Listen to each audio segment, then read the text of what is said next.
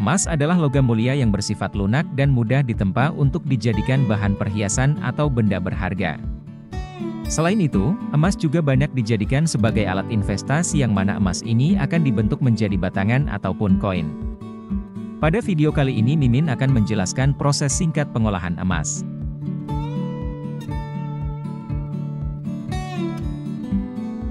Emas dapat diperoleh dengan cara menambang, dan untuk menambang emas ada dua cara, yakni menambang emas dengan cara konvensional dan cara modern. Untuk cara modern, setelah proses eksplorasi, para ahli geologi akan meneliti beberapa area yang diduga yang memiliki banyak kandungan emas. Setelah itu, lokasi yang diperkirakan mengandung emas akan diambil sampelnya. Dari sampel tersebut, akan dibuat model 3D agar dapat dilihat kandungan tanah mana saja yang mengandung banyak emas. Proses berikutnya adalah penggalian dan peledakan.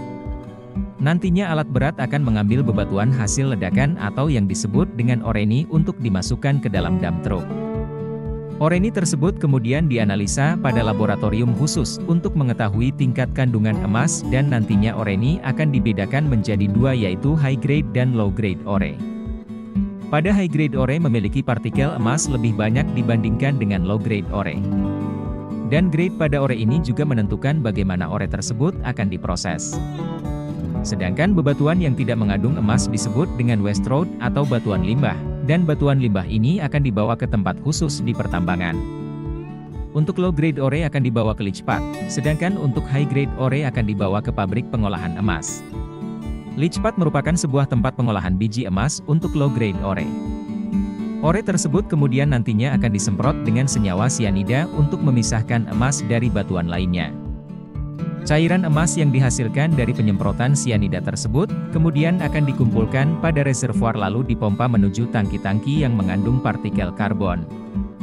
Cairan emas itu kemudian akan menempel pada partikel karbon tersebut, lalu diproses lagi menggunakan stripping proses, yaitu proses pemisahan yang nantinya akan menghasilkan senyawa emas dan kemudian menuju proses selanjutnya lagi. Sedangkan untuk high grade ore, akan dibawa menuju pabrik pengolahan emas.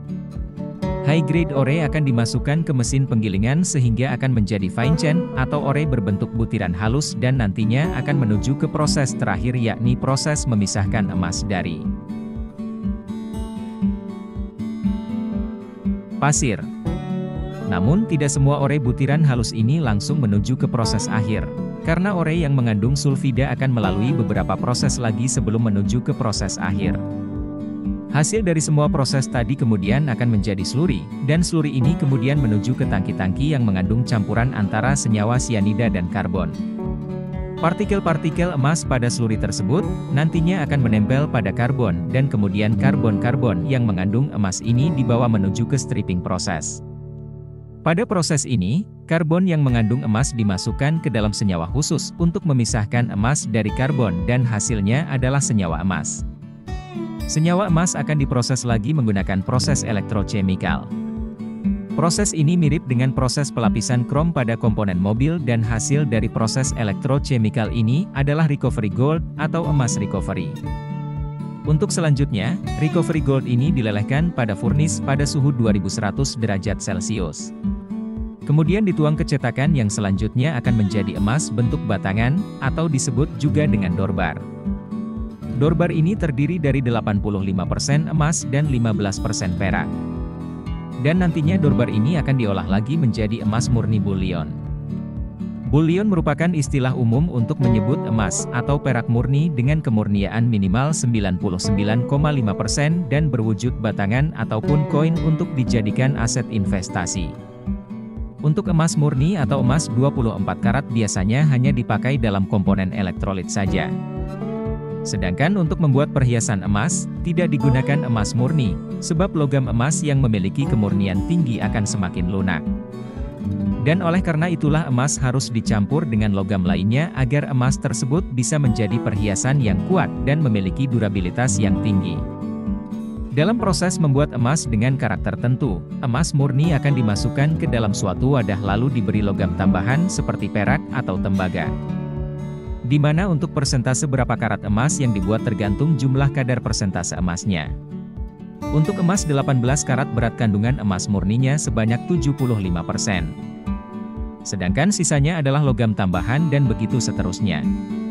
Kemudian emas murni yang sudah diberi tambahan logam akan dilelehkan.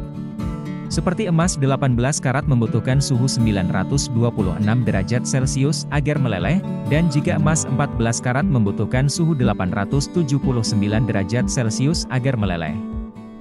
Perbedaan suhu tersebut dipengaruhi oleh jumlah kandungan emas murninya. Semakin banyak kandungan emas murninya maka suhu yang dibutuhkan untuk melelehkannya juga akan semakin tinggi. Dan setelah meleleh emas tersebut kemudian dituang ke dalam cetakan dan dibiarkan sampai dingin. Selain berbentuk batangan, emas juga berbentuk koin.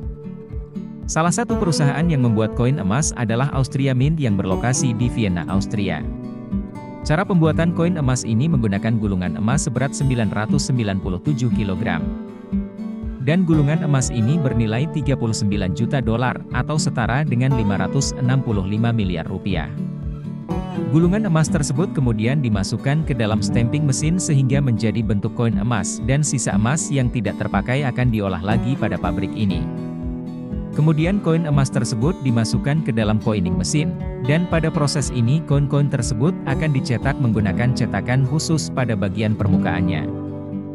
Dan setelah dicetak nantinya akan dicek terlebih dahulu kualitasnya, lalu dikemas dan siap untuk dikirim ke konsumen.